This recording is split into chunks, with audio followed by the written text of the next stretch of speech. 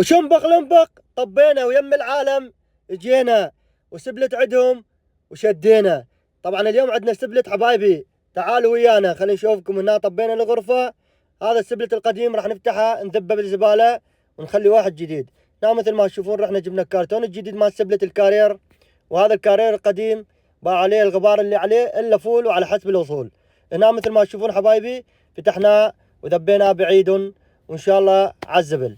مثل ما تشوفون هنا حبايبي فكينا هاي الشغلات والحبشكلات اللي كانت على البوري القديم قدام عينكم، ما نغشكم ابدا. وهنا نزلنا هاي البردة، وبعد ما نزلنا البردة فتحنا هذا الباندج اللي كان ملفوف على البوري القديم.